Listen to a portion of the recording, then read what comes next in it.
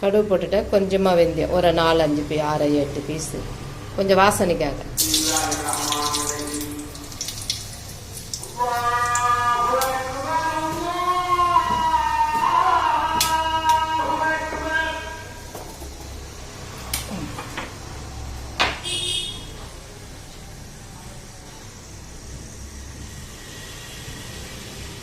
ஒரு வெங்காயம் போதுன்ற அளவுக்கு.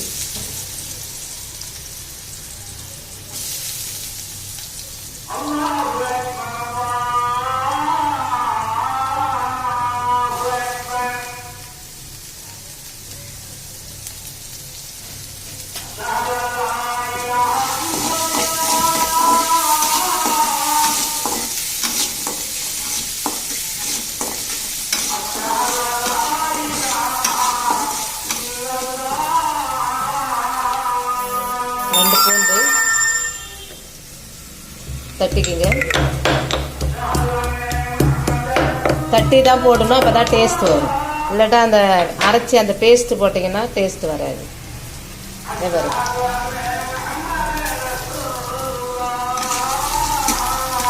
நல்லா கொஞ்சம் ப்ரௌனாக அந்த வெங்காயம்லாம் வதங்கும். இங்கே வருங்க, வெங்காயம் வதங்கிருச்சு. இப்போது இந்த தக்காளி எடுத்து போட்டுடுவோம். தக்காளி எடுத்து போட்ட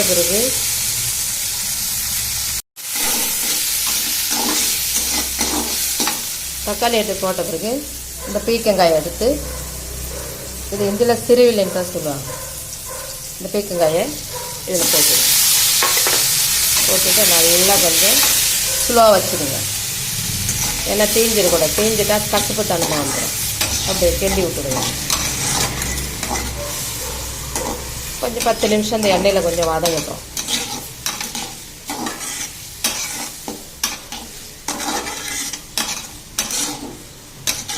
தேங்காயெல்லாம் போடலை, நெஞ்சு மேலேயே இருக்கும். சில பேர் பிடிக்கும் தேங்காய் போடுவாங்க. தேங்காய் போட்டால் இன்னும் நல்லாயிருக்கும். நான் தேங்காய் போடலை.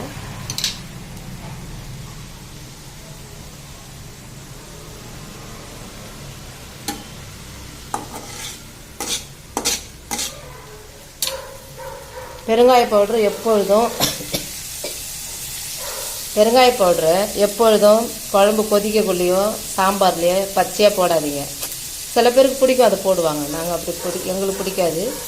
அந்த வாசனை, அந்த பச்சை வாசனை ஒரு மாதிரி இருக்கும். அப்படி எண்ணெயில் போட்டுட்டிங்கன்னா அது எண்ணெயில் அப்படியே பொரிஞ்சிடும். பொரிஞ்ச பிறகு நல்ல ஒரு மணம் வரும். பெருங்காய பவுட்ரு நல்லா வாசனை கொடுக்கும்.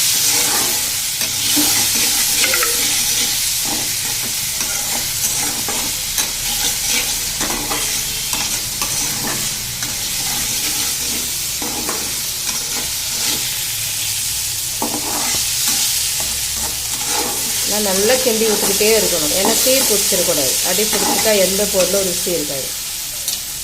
அடி பிடிக்காத பார்க்கணும்.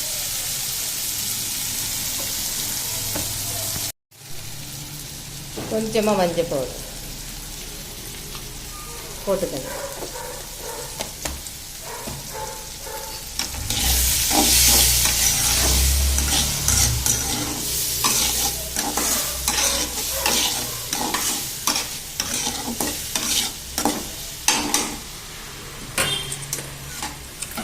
இதில் இந்த டால் வேக வச்சுக்கிறோம் பாருங்க, பாசிப்பருப்பு டால். இதை எடுத்து அதில் போட்டுவிடணும். அவ்வளோதாங்க, சிம்பிளாக வேலை.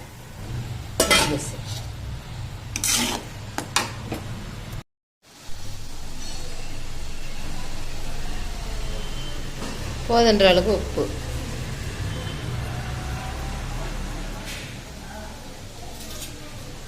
அப்படியே கொஞ்சம் மூடி போட்டுருங்க, வெந்துடும்.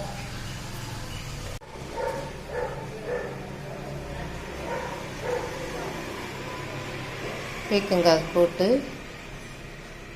எப்படி இருக்கு பாருங்க.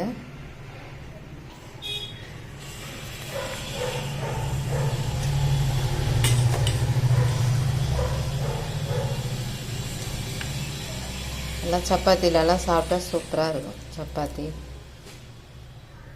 சாப்பாட்டிலலாம்